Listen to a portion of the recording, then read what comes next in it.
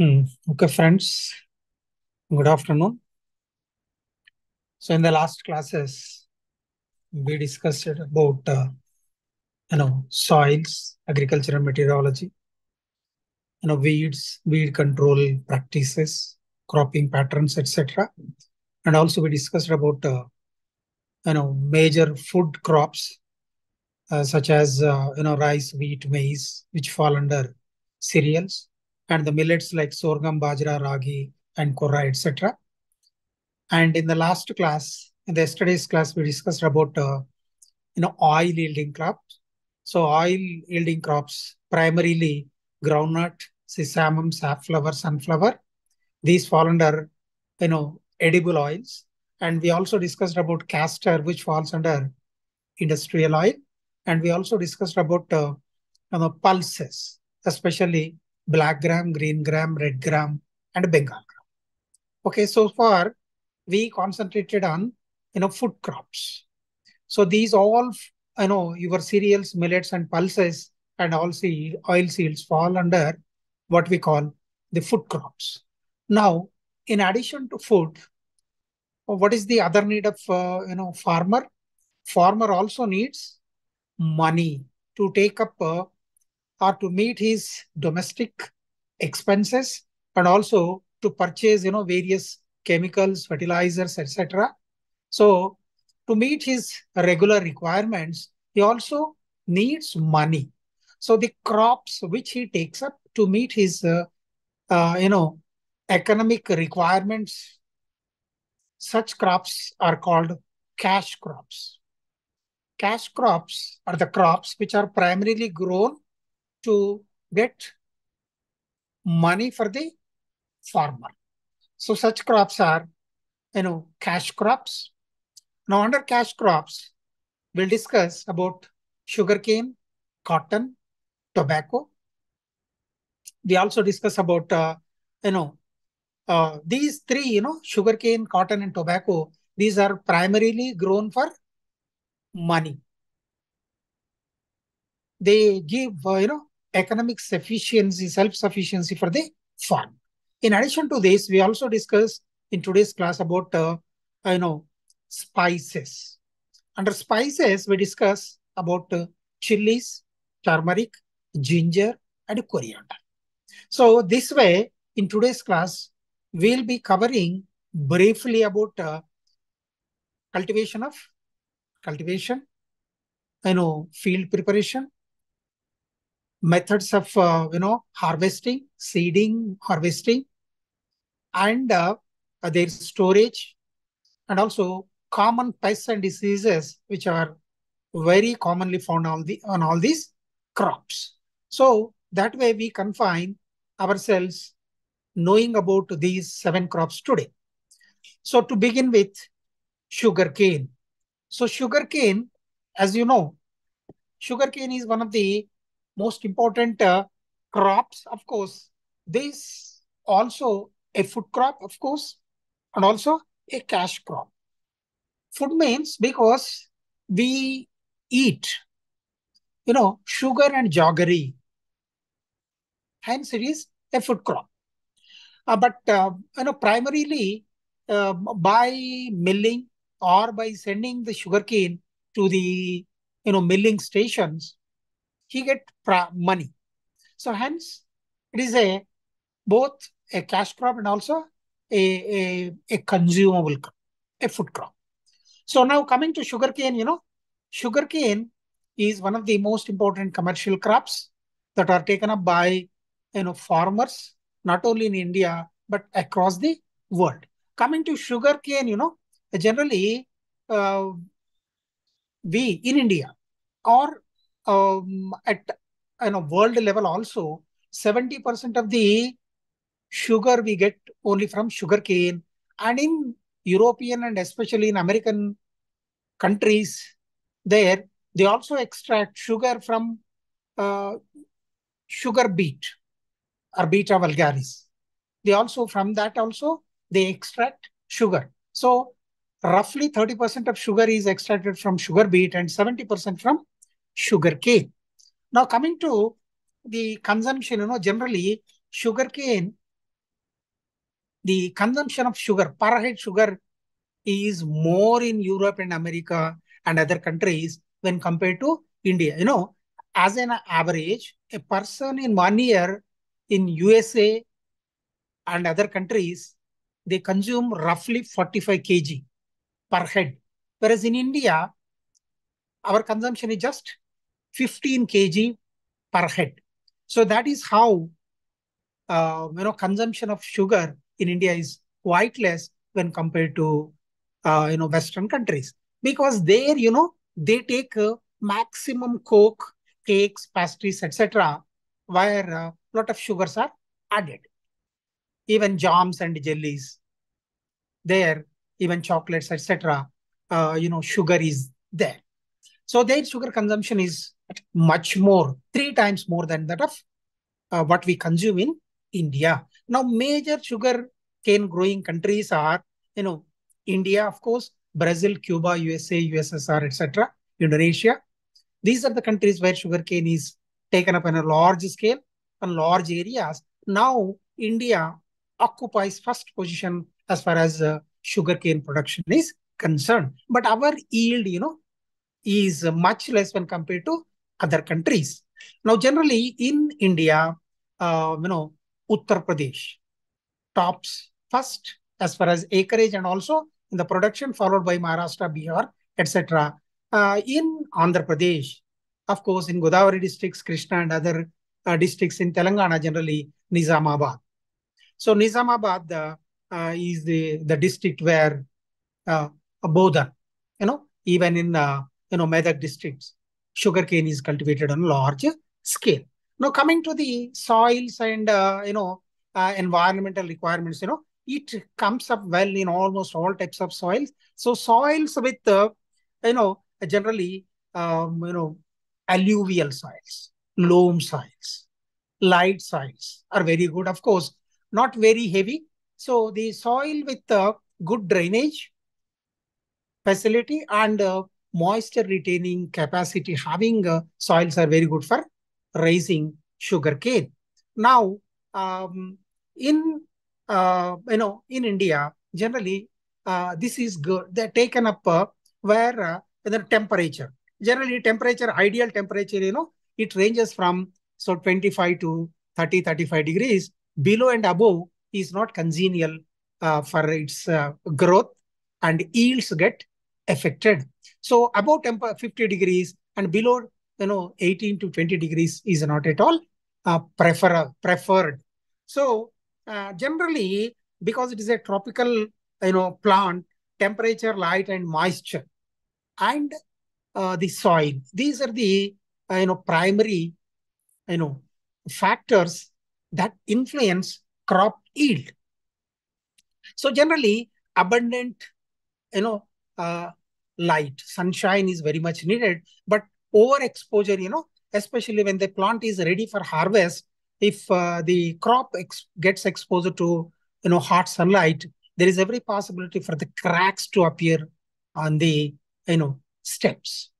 So now, primarily, these are of three kinds. Some are early maturing, some are medium maturing, and the other are late maturing. Early maturing, they take roughly 10 months, whereas mid-season, 11 to 12 months, whereas late maturing ones take more than 13 months. Now, generally, early maturing ones, they come for, harvest in 9 to 10 months. And generally, these early ones are used, to open the crushing mills. So generally, because the mills run for 7 to 8 months, generally the early maturing, so the mills start with the arrival of early maturing varieties to the mills. Now, generally, the sugarcane content, the sugar content varies. So generally, the sugar content in early maturing ones is a bit less when compared to the late. But as far as per acre or yields are concerned, the early maturing ones are more profitable than the late maturing ones. Now, generally, for this, what we do, generally preparatory cultivation. Generally, soils are to be deeply plowed And by using 2 or 3 ploughings, then followed by blade harrows, and leveling will be there, so that the soil reaches fine tilth. So fine tilth is very, very much required for the easy germination, for the establishment of the cane. So generally, the sugar cane, here, unlike other crops, generally the seed is, here you don't have seed. So here the seed is, stems or sets, what we call. So 2 or 3 nodal parts having, half a meter, or 3 feet, 1.5, 2 to 3 feet, having at least 3 buds in a set, forms the good seed material to take up. So generally, the seed material is selected from, you know, from the, top 1/3 of the cane. Before you send it for, to the mill, generally top one third part, which is not so sweet, even the sugarcane content is very less, but its germinating ability. The buds are very, very active. They sprout and establish very, very fast. So hence, 1/3 of the top part of the sugarcane stem is taken as the seed material. This is one. And the other is, in some cases, nurseries are raised. So when the nursery reaches, 6 to 7 months, from that nursery part, the seed material is taken. And the recent one, recently, because of, you know, um, research taken up by the scientists, they have noticed that even by chip method. So here what they do, they cut the cane longitudinally, so that without disturbing the buds. So they take a little part of the cane along with the bud part, and that will be used as a seed material, and other will be sent to the, either for jaggery making, or for what we call sugarcane mills. So primarily 3. So sometimes they'll ask you a seed material. So 3 generally, top 1/3 of the cane, mature cane, or what we call from the nursery. Nursery, you get 6 to 7 months old nursery that can be used. So a set having 2 internodes or 3 internodes with 2 to 3 buds is sufficient to be taken up as a seed material or a bud chip. So these are the 3, seed material that are common in use.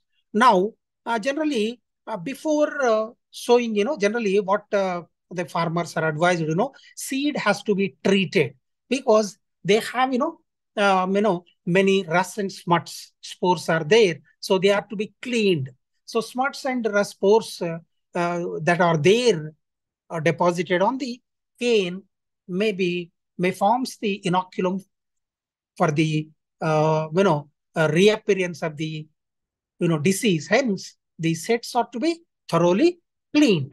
So generally, by using malathion or carbendazim, etc., you can clean the sets and then plant them on the seed bed or in the field itself. So now, methods of planting, this is also very important. Generally, there are 3 primary methods of planting. One is what we call flat planting. Second is furrow planting. The third one is trench planting. These are important as far as examination is concerned. What are the methods of planting of sugarcane? So primarily, there are 3 methods of planting. One is what is called flat planting, furrow planting, and trench. Flat planting means, I told you, after 2 or 3 deep ploughings and leveling with blade harrow, then when the soil reaches fine tilth, so generally the field is flooded. One irrigation is given, and then in Godavari and other areas, generally flat planting is taken up. So on the top, you know, uh, top layer of the soil, generally the sets are placed and they are pressed either by your thumb or by using your toe. They have to be pressed into the deep into the soil, especially not so deep. At least 5 centimeter deep is sufficient.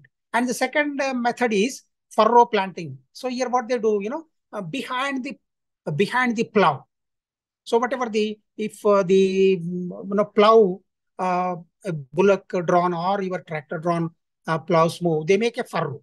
So generally in the furrow, these sets are planted. One after that, leaving certain space between them, they are to be placed in the furrow. And the third one is what is called trenches. Trenches are made either by using manual labor or by using tractor. You make trenches, and in the trenches, these sets are placed. So in both the cases, what you have to do, you have to cover them with a little bit of soil and then give irrigation. So within 2 or 3 weeks, you will see, young, uh, plants coming or sprouting of your buds takes place. And because it takes, almost 1 year for harvest, and it is slow growing. So you get only one crop in a year. So this trench planting has been, um, you know, has been found to be, uh, yielding more when compared to the other two, because in trench planting, the danger of lodging when they reach, when they come for harvest, if there are gust of winds, there is every possibility for them to fall. This is what we call lodging. So if you take up trench planting, because a well-established will be there, and also you will be putting soil over that, so it withstands even blowing winds. This is the reason why farmers are advised to go for trench planting. Of course, this is good, but making trench, you have to employ lot number of laborers, and it is not so cost effective. Then, of course, it shows a good response to the fertilizers, because it takes a lot of, because it is almost comes for harvest 9 to 13, 14 months. You have to give a lot of manures, maybe in the form of NPK, and also you can give what we call organic manures in the form of what we call farmyard manure, also found to be very good. This not only supplies nutrients very slowly, but also they being modification, they add to the porosity of the soil, and also water holding capacity gets enhanced. So now, two important things you have to remember here, what we call, earthing up and mulching. Earthing up means there is every possibility for the cane to fall. To avoid this, what the farmers do, they put earth up. So at the base of the cane, the earthing up will be taken up so that it can withstand. The other is mulching, because generally it is an irrigated crop. If the moisture in the soil falls, there is every possibility for evaporation. To check the evaporation from the surface evaporation, mulching is taken. Mulching is nothing but putting, sugarcane leaves, trash, or your, what we call husk, etc., over the surface. So it checks the evaporation from the surface of the soil. So generally, another two important things are wrapping and propping. These two are, wrapping is nothing but, if you observe the cane very carefully, you will see, as it grows, lower leaves, they get dried up and fall. So they get exposed to sunlight. So to avoid direct heating of the sun, what you do, you wrap. You wrap these dry leaves over the cane, so that direct falling of the sunlight can be checked. Then propping is tying. So the adjacent canes, maybe adjacent canes within the same row or adjacent rows are brought together, and they are tied. They are tied with the dry leaves and also green leaves. They are tied together so that they withstand the blowing winds. And in some cases, even bamboo sticks are taken for additional support. This is what we call wrapping and propping. So then harvest, when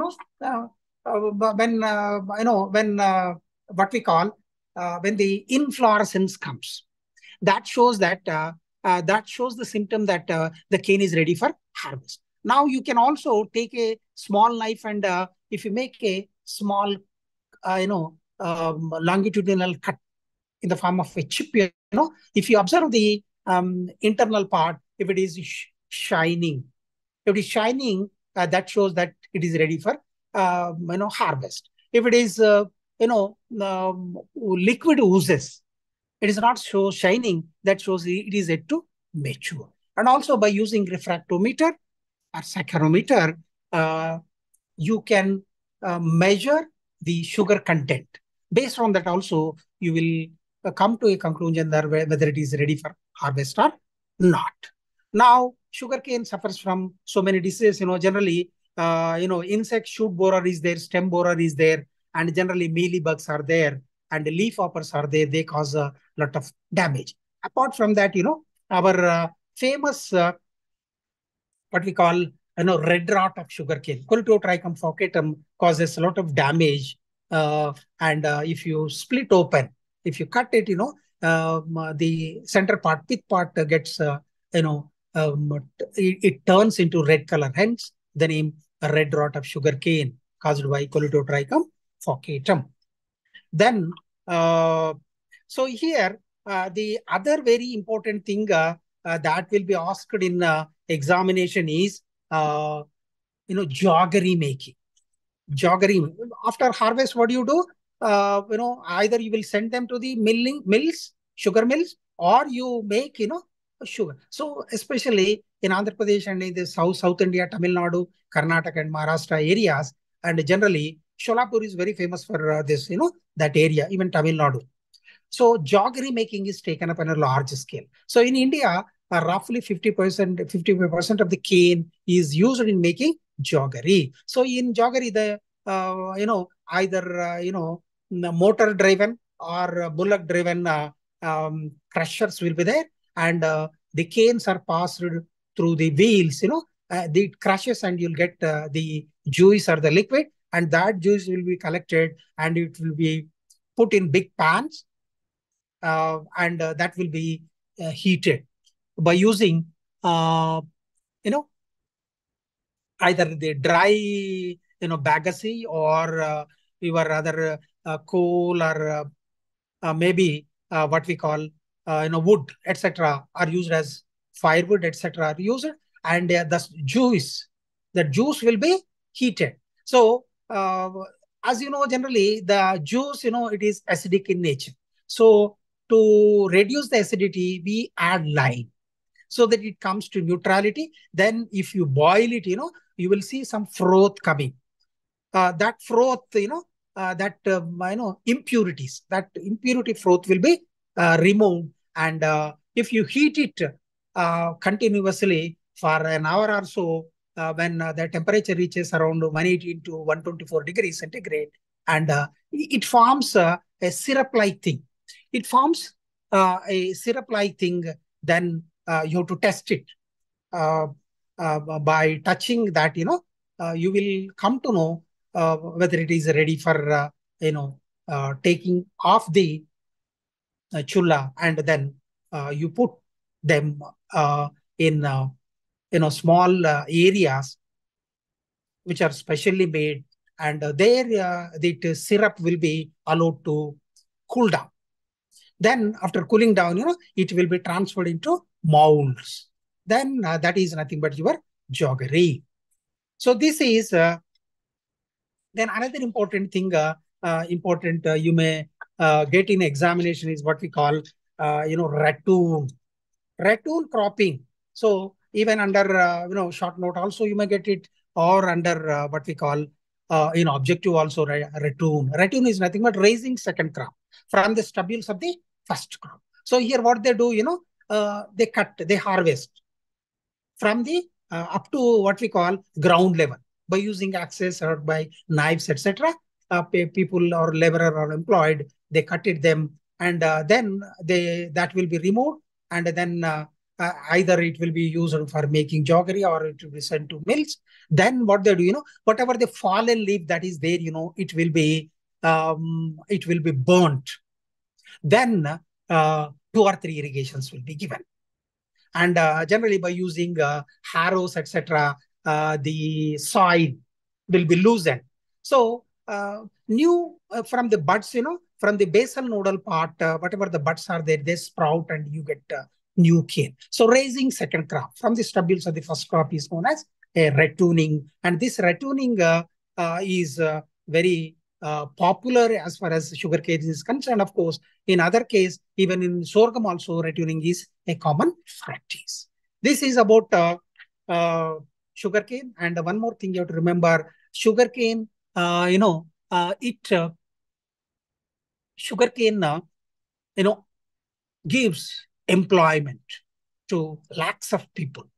Lakhs of people are employed in sugarcane industry, not only farmers, but mills and the workers, working in the mills. Not only that, whatever, even from the molasses. The molasses you get from sugar industry that will be used by breweries and breweries. Our alcohol making industry solely depends on the sugar industry, so that it contributes for the national economy to a large extent. This is of sugarcane. Then we move to cotton. So cotton is the another very, very important cash crop. It is another very, very important cash crop. And generally, this has been uh, in Indian subcontinent, and Indians or Hindus are considered the people or the race who first had the idea of cotton and weaving and wearing cotton. So even from Vedic era, we had the knowledge. Even 5000 BC, we had the knowledge of cotton cultivation and weaving and making clothing. Now, as far as cotton is concerned, across the world, cotton is cultivated on a large scale. USA, USSR, Brazil, Cuba, Pakistan, Turkey, Egypt, Mexico. These are the leading cotton growing countries. Now, mostly, cotton is a kharif crop or monsoon crop. But in North India and where there is an assured water, even this can be grown in late Kharif or even in Rabi crop also you can take up. And generally, there are four important varieties you have to remember. Cotton. And another important thing you have to remember as far as cotton is concerned, it provides, uh, you know, employment. Employment to large number of people. So large section, so crores of people are employed directly or indirectly uh, on cotton and cotton-based industry. So farmers are there, laborers are there, your ginning mills are there, and weaving mills are there, clothing mills are there, and then the selling, and then what we call, stitching, and so it provides gainful employment to crores of people are directly or indirectly involved based on cotton and cotton. Thus, cotton is popularly called as white gold, very precious. Now, as far as acreage is concerned, India ranks first, but our as far as yield is concerned, we stand only fourth. Generally, there are four important varieties you have to remember. Four important varieties are there. Two are called what we call old world cotton, and two are called new world cotton. Old world cottons are diploids. Diploids, 13 is the N number and 26 is the diploid number. So here, this diploids are Gossypium arboreum, Gossypium herbaceae. Gossypium arboreum is a tree-like, very tall one. Gossypium arboreum is a tree-like one, and generally,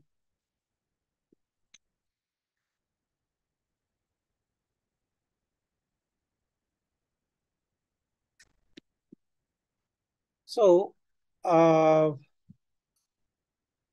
it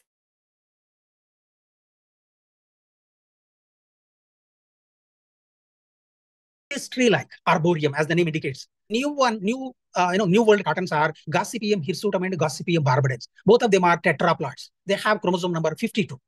13 is the basic number, and 26 the diploid number, and 52 is the tetraploids. So these tetraploids are hybrids. They are early maturing, and profuse early branching will be there, and the yield will be, balls will be very big size, and the cotton you get from the hybrid ones is, staple length is very big, long staple length will be there, and its stretching ability will be more, and its weaving ability is more, yarn making is easy, and it is very bright luster will be there. So it is hence the Barbadans and Hirsutum varieties fetch a lot of money for the farmers.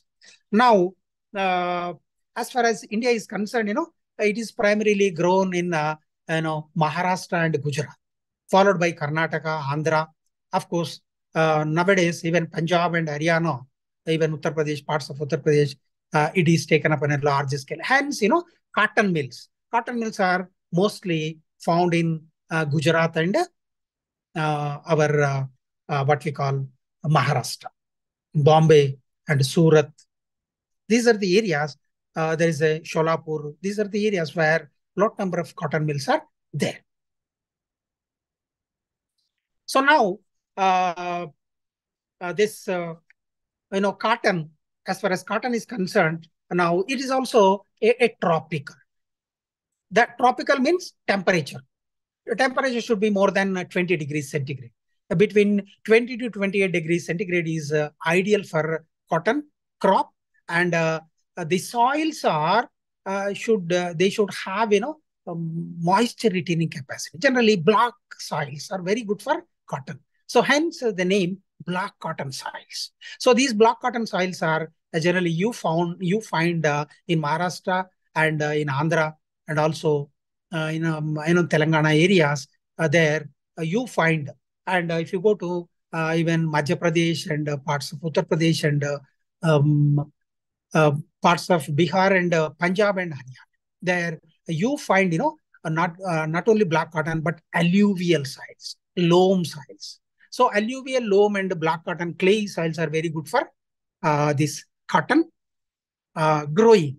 Generally, good number of varieties are there. And you have to remember, Sri Salem is one, Mahanandi is one, Narasimha, Priya. These are the high yielding, New World cotton or American cotton or upland cotton, what we call. So generally, as I told you, it comes up well in areas where the average temperature is between 21 and 22 degrees. Generally, when it is ready for, when fruiting takes place, it requires warm days and cool nights.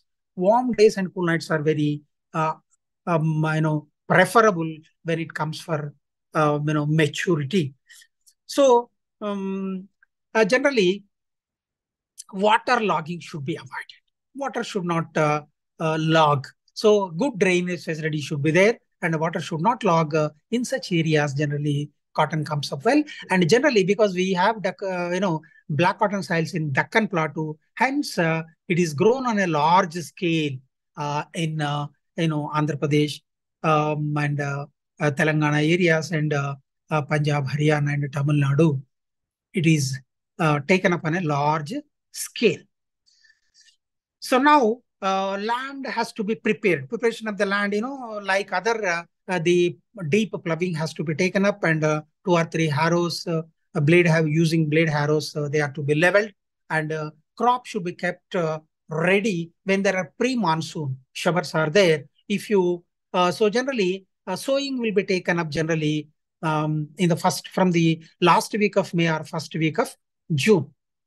But in the areas, for example, in Tamil Nadu and other areas which receive both, southwest and northeast monsoons, there even plantation can be taken, or seeding can be taken up even late June and first week of July also. Now here, before generally, good olden or our traditional varieties, after what is cotton, it is nothing but epidermal hairs. Epidermal hairs of the seeds are nothing but, cotton. No, this cotton, pure cellulose. Cotton is nothing but a pure cellulose. Now, cotton industry has been very popular since times immemorial, but even now, after the invention of the invention of what we call the synthetics like nylon, terine, etc. For some time, people preferred that, but now again, good olden days back, the good olden days, people are preferring only cotton. Because why do we prefer cotton when compared to the synthetics, nylon, terine, terracotta? Because though they shining is more, but uh, their water absorbing capacity is very less. Hence, we feel discomfort by wearing nylon and terylene. Hence, we go for fine quality of cotton. Now, generally, if you go to West Asia, especially the sheikhs, in Iran, Iraq, and Dubai, UAE, etc., where the temperature is very, very high, sometimes it touches 50 degrees centigrade or so, they prefer cotton. They prefer cotton. Cotton it reflects light, reflects back light, and also absorption capacity is more. Hence, we prefer this cotton cloths. Now, generally, the seeds have short hairs, and they have to be removed, or else the sowing becomes difficult. So removal of this short hairs is what we call, those short hairs are called fuzz, and the long hairs, our cotton, is called lint is the long fibers, and the short fibers which are not at all useful are called what we call fuzz, and this fuzz has to be removed, and this can be removed by rubbing with the soil, or rubbing against what we call a sand, etc. It can be done, or else you can go for what we call using sulfuric acid, dipping in the sulfuric acid for a few minutes, and again pouring water in it. This can be, so floating ones are to be removed, and the solid ones which sink, they can be used as for seeding. Generally nowadays, we go for what we call hybrid ones, and because they're very costly now, the seeding, generally traditional way, drilling will be there, or dibbling behind plow will be there. But now, recently, because of cost, generally at a day, marking will be done, and a crisscross. And at the intersecting areas, generally, seeds will be planted, one or two per hill, and that is how the seeding seeding will be taken up. And generally, when it comes, when the balls come for harvest, they break, the capsule breaks. And here in India and other third world countries, generally, we go for, manual, we employ labor for pickings.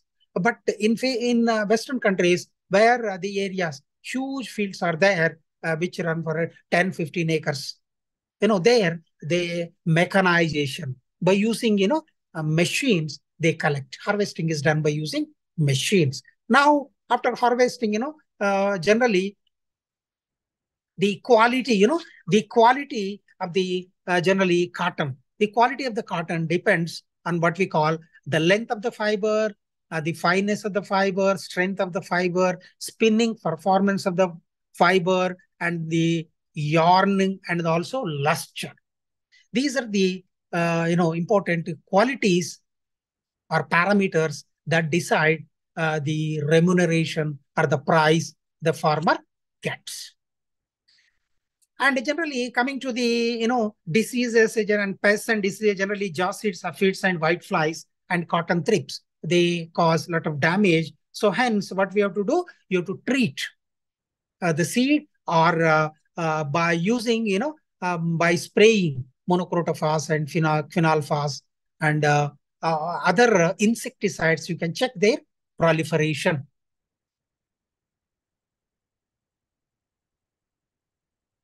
Then diseases, generally what we call diseases, we have wilt.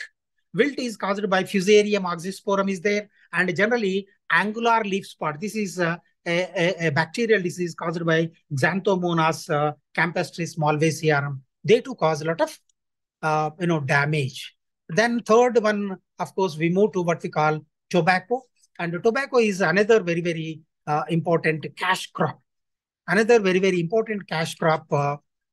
Generally, it is grown. It is grown across the world, of course, USA, USSR, Cuba, these are the areas where it is taken up. And even in India also, it is grown here. And generally, what is, it has been introduced. The tobacco has been introduced to India by Portuguese men.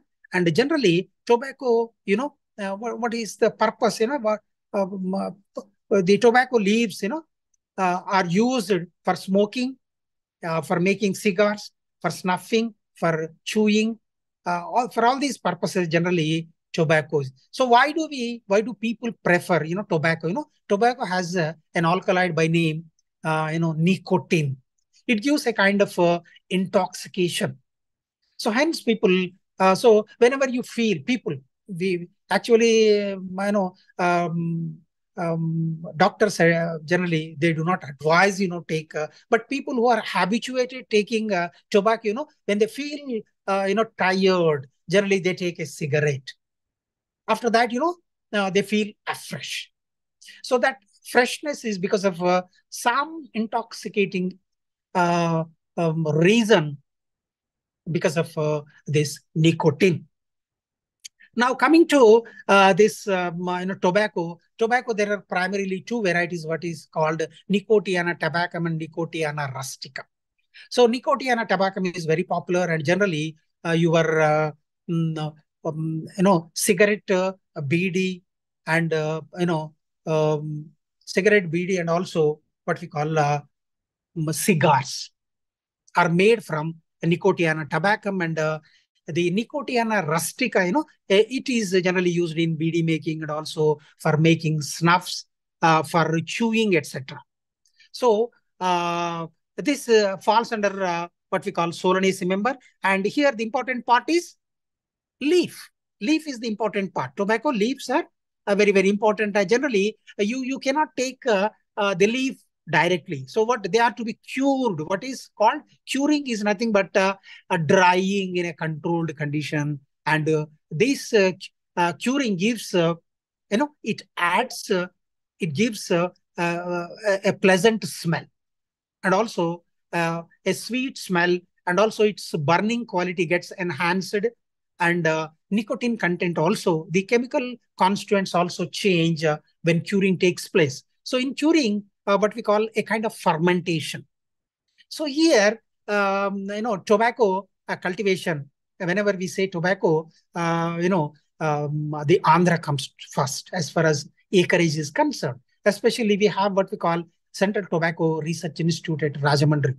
So tobacco cultivation as far as United Andhra Pradesh or present Andhra Pradesh, generally Prakasham, Guntur, and Nellore. These are the three districts where this is taken up on a large scale. Apart from this, even Godavaris and parts of Srikakulam and Vijayanagaram, Visakhapatnam, these are the areas where the tobacco cultivation is taken up. And as far as Telangana is concerned, parts of Khammam areas, parts of Khammam and parts of Mahbub Nagar areas, this is grown. And generally, this is a rabi crop, a winter crop. So it needs, bright and cool weather. Good sunshine and cool weather is very, very important for the tobacco is concerned. Generally, we have, cigarette tobacco, natu tobacco, barley tobacco, BD tobacco, good number of varieties are there. And lowest qualities, of course, for making BDs. The highest is your cigars and your cigarettes. Hookahs are also there. If you go to North India, generally in Punjab and Haryana areas, hookah taking is, even in nowadays, in Hyderabad, generally hookah centers are there. People, especially in, the software people, generally at weekends, they go to hookahs, where in addition to tobacco, they also add marijuana. And that is how a kind of narcotic. This is also a narcotic crop. So here, regarding this, plantation is concerned, generally seed beds are prepared. And when the seedling comes to, 2.5 to 3 weeks old, they will be pulled. And before that, the main field is prepared. And at the crossing sections, intercrossing sections, generally these are planted. And generally they come for harvest depending on the variety. 3 to 4 months they take, 4 to 4.5 months also they take, and generally the leaves, healthy leaves are generally very big and very broad, and they are green in color. When they come for maturity, generally they yellowing takes place.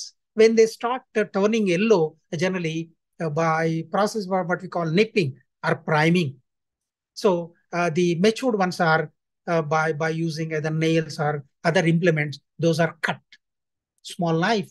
The matured ones are separated. So like that, 3 to 4 pickings are done, and after them, they are tied to bamboo sticks by using sutli, etc. They are hanged, and then there are primarily three methods of curing are there. Generally, they go for what we call um, you know flue curing. There are flue curing is there. Generally, flue curing is there. Then sun curing is there. Air curing is there. Pit curing.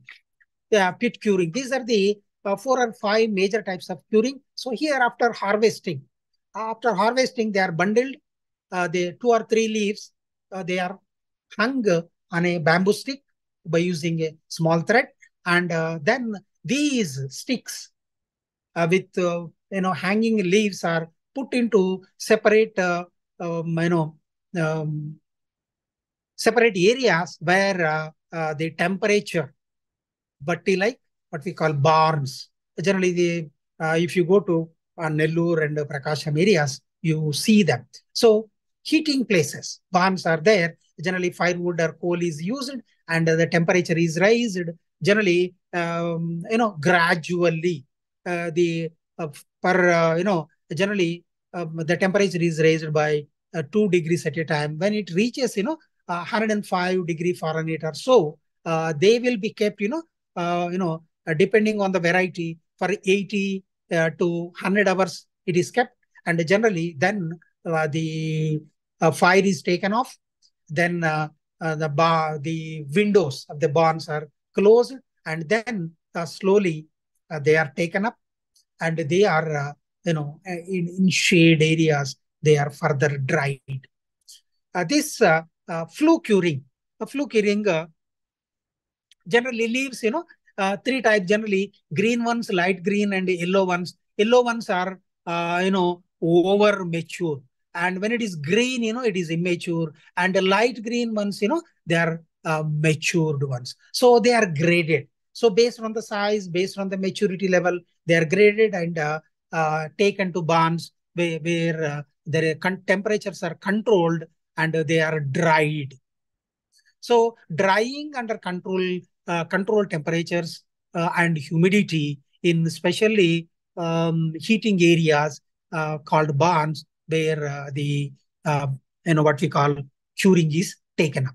And the sun curing, of course, if you in areas, some areas, they are hung to what we call bamboos, and they are exposed to sunlight. This is what we call sun curing, and air curing is another method. And the last one is what we call pit curing. In some cases, but the harvested leaves, mm, pits of 1.5 to 2.5 and 1 meter depth. Pits or trenches are created, and they are filled with grass and dried leaves, etc. And these harvested leaves are placed in that pit, and it is covered with earth, and it is kept for depending on the variety for 24 hours or so it is kept, and then this is transferred to the second pit.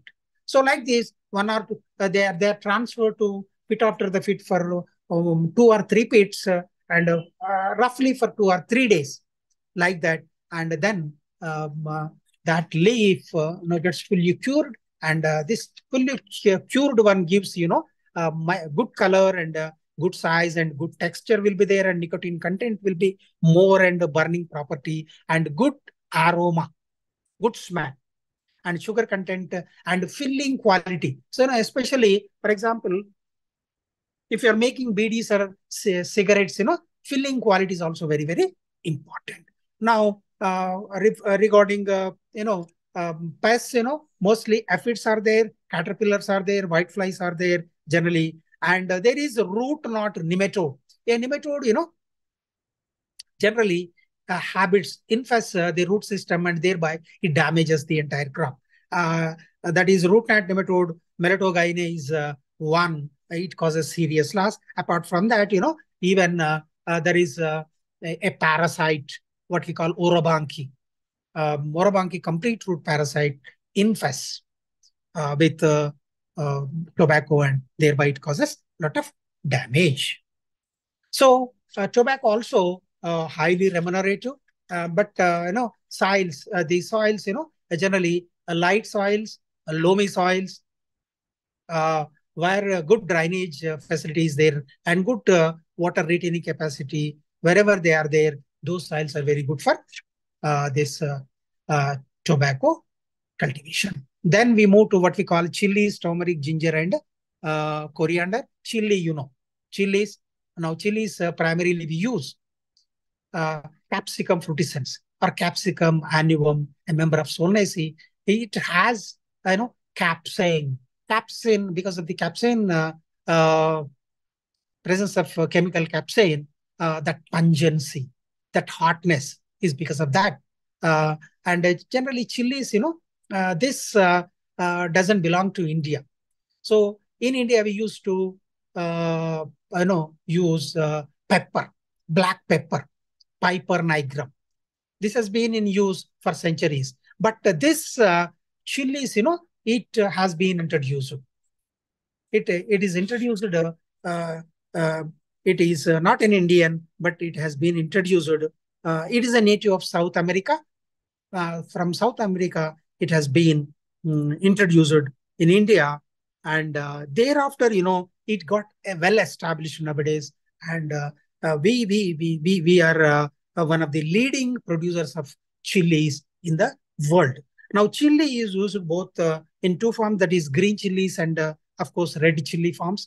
Green chilies, of course, they are available throughout the year. Now, because of old storages, and we are able to get these green chilies throughout the year. And as far red chilies are concerned, generally, this is more or less a kharif crop. So generally, its cultivation starts, in the months of late Kharif, generally in the month of September or so. The seedbed is prepared and seedlings are planted after making the field or bringing the soil to fine tilth.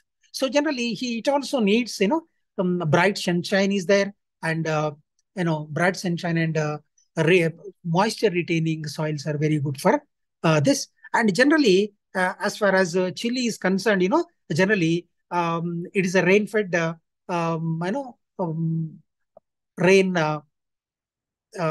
fed crop. Generally, if irrigation facilities are there in those areas, it can be taken up throughout the year.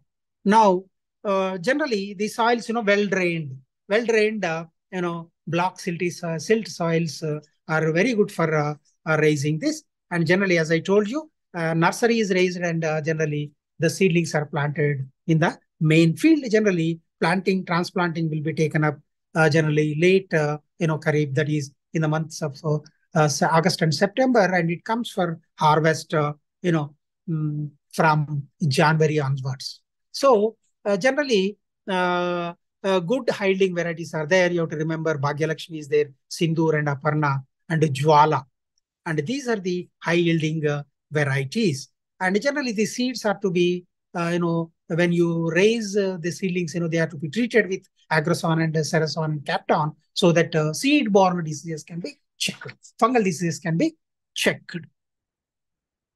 So it gives good response for, fertilizers, generally farmyard manure or sheep penning, etc. can be used, or to add to the fertilizer, generally green manures in the form of pilipesara, cowpeas, and heme, etc. can also be taken up.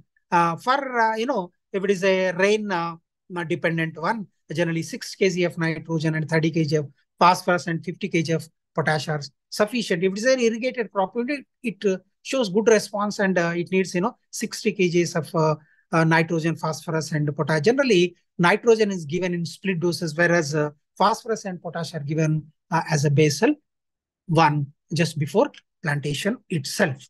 Now, generally, uh,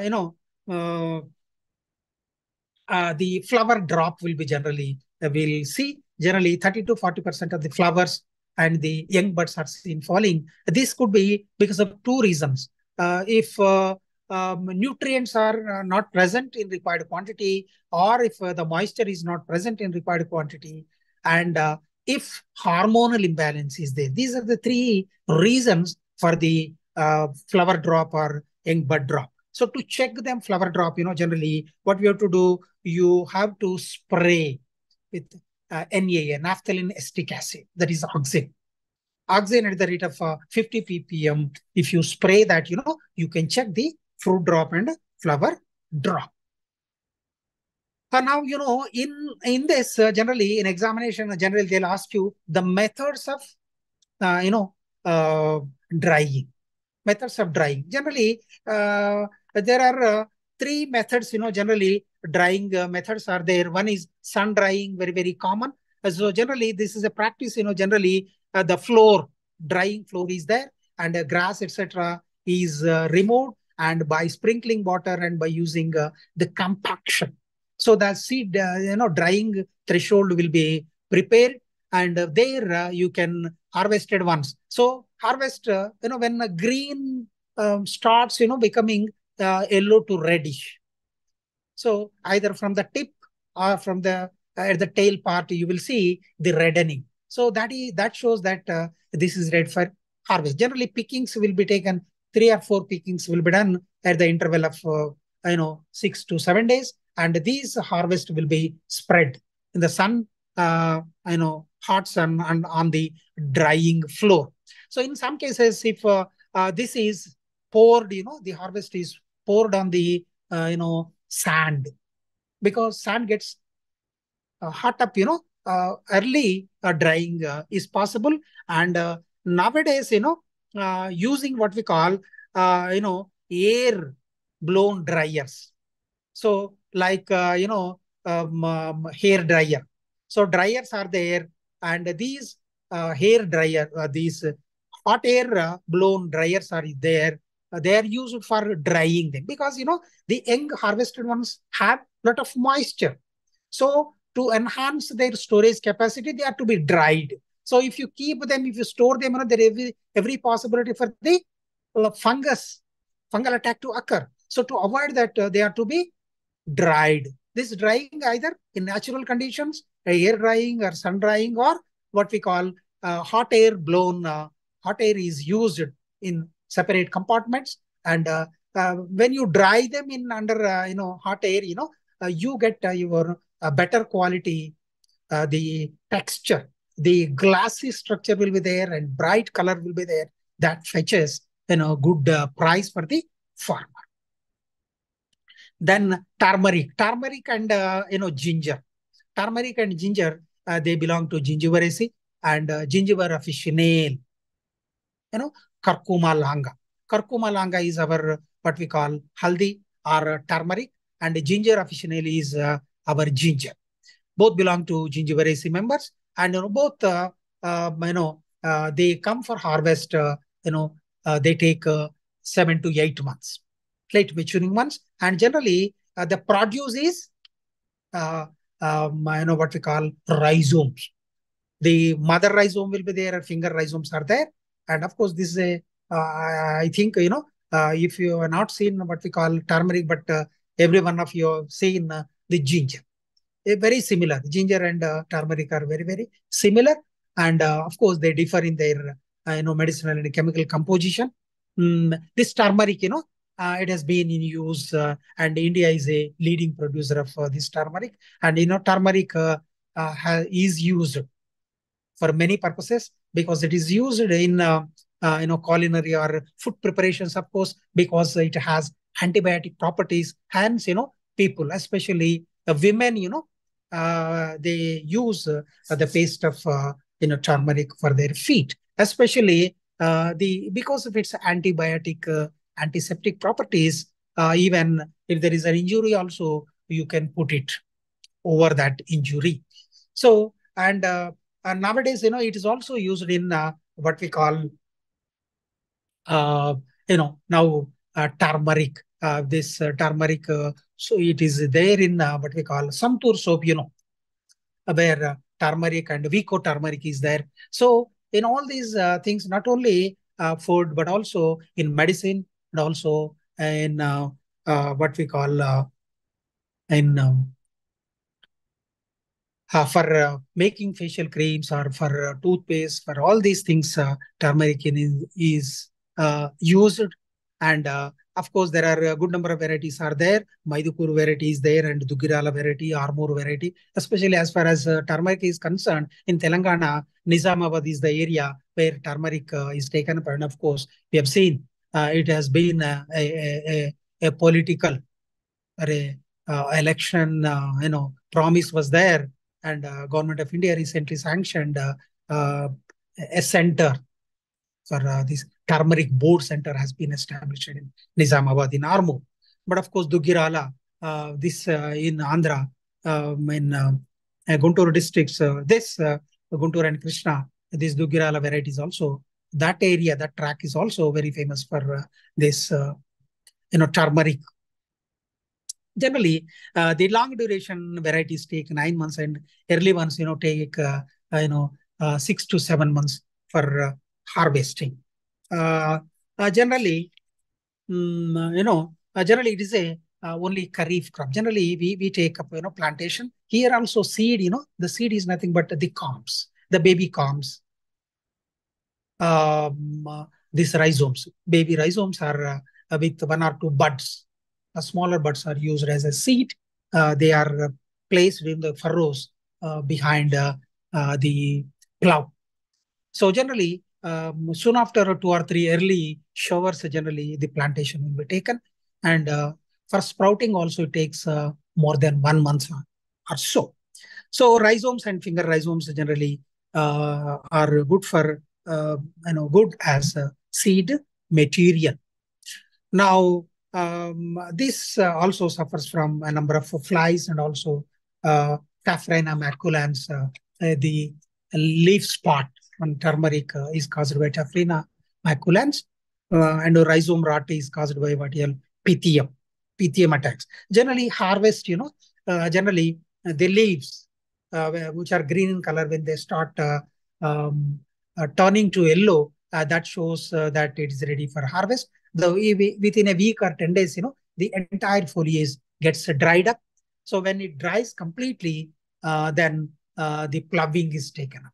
So the either country plough or bold moldboard plough are used, or what we call the drillers, cultivators can also be employed for excavating or removing the rhizomes from the deeper layers of the soil. Generally, the laborer are employed to collect those the produce, and then they are heaped under a tree or shade. Then whatever the soil that is there, that will be removed, and the daughter ones and the daughter rhizomes and finger rhizomes are daughter rhizomes are separated, and they are, after cleaning, they are boiled. The boiling is done generally in big containers. The boiling is done, and when the water starts reaches 80-90 degrees centigrade, you will see white fumes and white froth coming. And then by using a small broomstick, etc., you can test that. When you are able to pierce through that, then it shows that is ready for, or it has properly cooked. So then it is spread on the field, generally under the sunlight, for a week or 10 days. Then that is rubbed, whatever the roots and other material that is there, that is removed, and then it has to be taken for polishing. Generally, polishing is done by rotating drums. Rotating drums are used for polishing. This is about the turmeric, and then coming to ginger. Ginger is we use as a spice. These are all spices only. Your chili is a spice, your turmeric is a spice also. This one is also, ginger is also a spice. Ginger, we use ginger rhizomes we use in making masalas in all almost veg and vegetarian, non-vegetarian preparations we use, and generally even for cough and other problems also we use this along with your honey or along with jaggery, etc. People advise. Generally, this is the advice you get from Ayurvedic people. And generally, this ginger, this can be used in fresh form or the dried ginger. If you dry them, this dried ginger, it is dipped in lime water. Then the top part or the scales and the skin is removed, and when it is dipped in lime water, you get what we call the dry ginger. This is what we call shonti. This is also used as a medicine. Very good one. And the last one, last one is what we call coriander. The coriander sativum. Coriandrum sativum is, and this is also uh, a member of Umbelliferae or Apiaceae. And generally, this is grown for two purposes. Especially from coriander, you get seeds, coriander seeds, dhania, what we call. So dhania is also used in making sambar and almost all preparations. Generally, we make use of the seeds of dhania. Then the other is green ones, young leaves. Before dhania comes for flowering. Whatever the green kothmira, what we call that, we use in our daily preparation, curry making generally, and also as a after preparing your veg and non-veg dishes. Generally, people are seen. The chefs are seen. They display they decorate the preparations with the green coriander leaves. So coriander, this improves your digesting ability and also gives a sweet smell. Sweet smell or preferred smell for the food preparations. Now, generally, it is generally it is a rabi crop. It is a winter crop generally. Actually, it is a winter crop. But for seed, if you want to grow this dhania for seeds, generally it is grown in the month of October or so. It comes for harvest in the month of first or second week of your January. Generally, but mostly we also use it in our food preparations throughout the year. The leaves, kotimira leaves, hence this can be cultivated throughout the year. If you have irrigation facilities, you can grow them. Just 1 month old, or 1 month or 1.5 month, 4 to 6 week old ones are very good for uh, to be taken to market, and they can be sold in the market. They get good price for the farmer. The leaves are preferred not only in this, and also making other food preparations. Also, people use this coriander leaves. Now, this in coriander also we have what we call 3, 4 important varieties are there. One is Sindhu and Sadhana and Swati. These are the highly high yielding varieties, and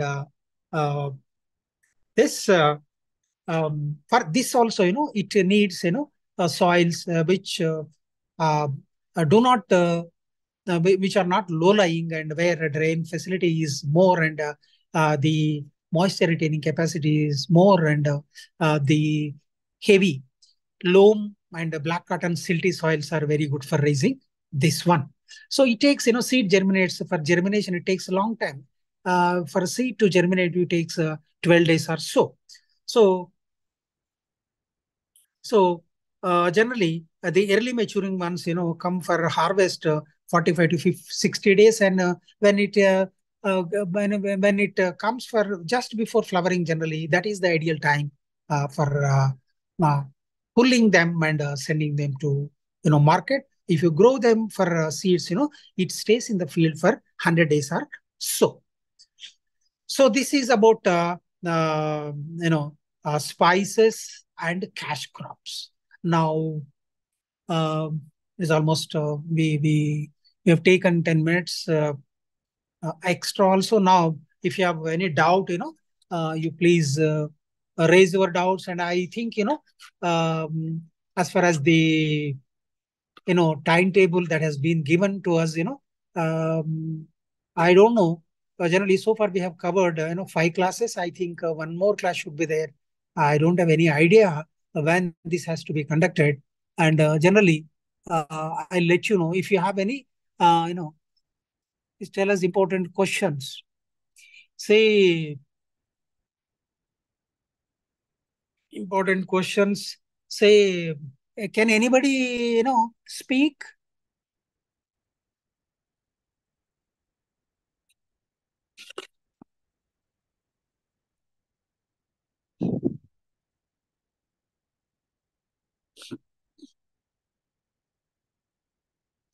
So, so what do you want, Sarah?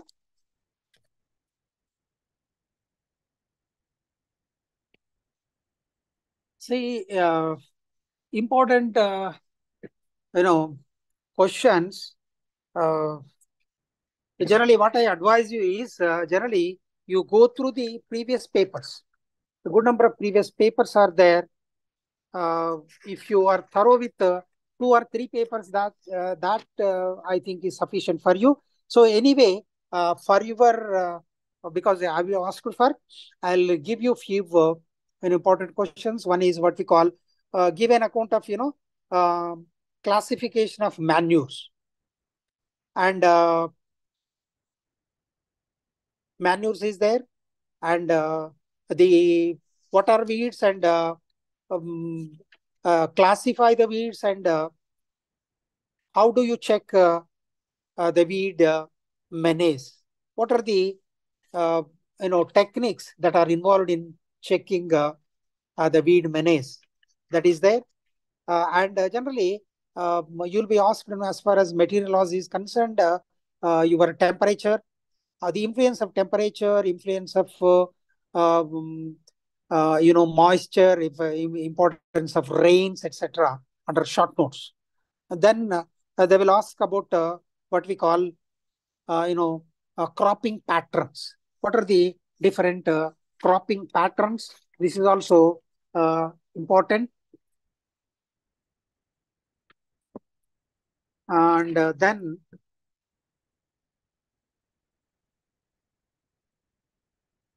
uh, they will ask you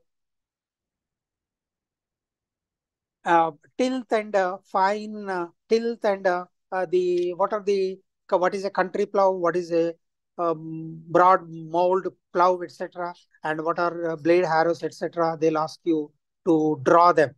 Then a different cropping pattern, that is solo cropping and mixed cropping, multiple cropping, sequential cropping, etc., etc. They will ask, and they will ask about the food crops, especially about rice. Uh, Wheat, of course, is not that important. Rice is important. Maize is important because these are popular in our area. Then they will ask about uh, you know the uh, uh, pulses. Pulses are important, and as I was telling you, drying of what we call mirchi, and what we call jaggery making is there. That is also important as far as is concerned. And then what are the soil and climatic requirements as far as your cotton is concerned? And hybrid making, hybrid seed production in case of sorghum is there. They will also ask about groundnut, importance of groundnut, and what are the pests and diseases that are common in groundnut, and also sunflower and safflower. So uh, then green manures, they will ask about green manures, and then this coloring process is in case of, and turmeric, and also curing process as far as tobacco is concerned, and different methods of weed control, etc. These are some of the very important questions. So what I advise you is to you better you download the previous question papers from the university website. If you are if you are thorough with at least two or three papers, that is sufficient for you to get through the examination. And generally, with my experience, what I tell you is that generally people or students seldom fail. So generally, the pass percentage will be more than 80%. So generally, uh, this is questions are of general kind, with a little bit of agricultural background. Or else, what I suggest you is you try to see the programs. Generally, programs in what we call in Annadata at 6:30 p.m. Generally, you will see programs on agriculture. Generally, if you see them and observe them and learn from them, so that you will get through the examination. Wish you all the best. So with this, I'll conclude my today's lecture. Okay, thank you.